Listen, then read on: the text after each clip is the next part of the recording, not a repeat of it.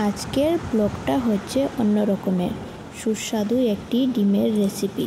তো বন্ধুরা পুরো লাস্ট অবধি ভিডিওটা দেখো আমি কিভাবে ডিমের রেসিপিটা তৈরি করছি।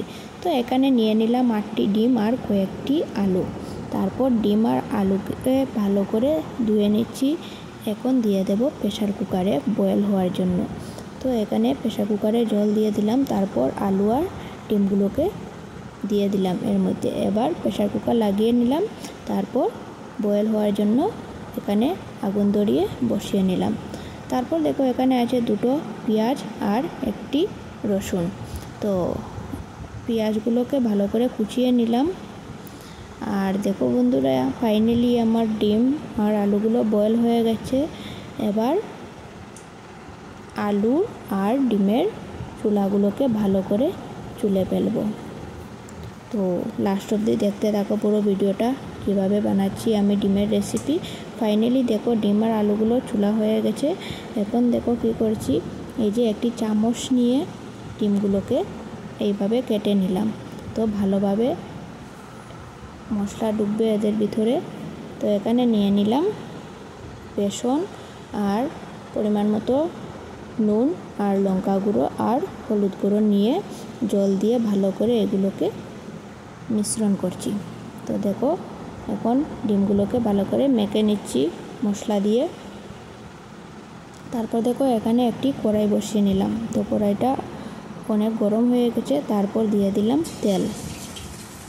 তো এখন তেলের মধ্যে দিয়ে দিলাম ডিমগুলোকে ফ্রাই হওয়ার জন্য। বেশি ফ্রাই করলে খাওয়া যাবে না, শক্ত হয়ে যাবে। তো মোটামুটি একটি ফ্রাই করে নিলাম। দেখো অনেক সুন্দর ফ্রাই হয়ে গেছে।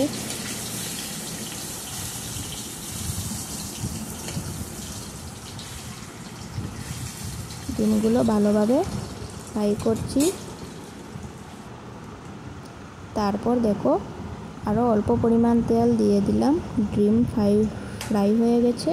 এখন এর মধ্যে দিয়ে দেব 4টে এলাচ আর 3টে লং আর 1 পিস দারুচিনি আর সাথে আছে 4টে শুকনো লঙ্কা। তো এগুলো ভালো করে ভাজবো। লাল হয়ে গেলে এর মধ্যে দিয়ে দেব কুচিয়ে রাখা 1 বাটি পেঁয়াজ।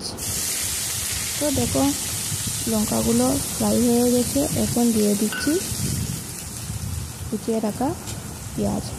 পেঁয়াজগুলোকে ভালো করে লাল করে ভাজতে হবে। তো দেখো পেঁয়াজগুলো ভালো করে ভেজে নিলাম। এখন দিয়ে দেব এর মধ্যে আলুগুলো। তো আলুগুলোকে ভেঙে দিয়েছি, অনেক টেস্টি হবে। আলুগুলো হচ্ছে লোকাল আলু, তাই বয়েল করে এইগুলোকে ভালো করে ভেঙে দিলাম। এখন দিয়ে দেব মশলা। তো স্বাদ অনুযায়ী দিয়ে দিলাম নুন। তারপর দিয়ে দেব হলুদ গুঁড়ো পরিমাণ মতো। তারপর দিয়ে দেব লঙ্কা গুঁড়ো আর দেব জিরে গুঁড়ো। তো এখন ভালো করে নাড়াচাড়া করছি। আলুগুলোকে ভালো করে ফ্রাই করছি। তো এখন 5 মিনিটের জন্য ঢেকে দেব অল্প জল দিয়ে, যাতে মশলাগুলো ভালোভাবে আলুর সাথে মিশে যায়। তো 5 মিনিটের জন্য ঢেকে দিলাম। তারপর দেখো আলু কীভাবে বয়েল হয়ে গেছে। এখন দিয়ে দিলাম এর মধ্যে জল, নুন অনুযায়ী জল দিয়ে দিলাম। এখন ভালো করে নাড়াচাড়া করছি। তারপর দেখো জাল হয়ে গেল। এখন দিয়ে দেব এই ফ্রাই করে রাখা ডিমগুলো।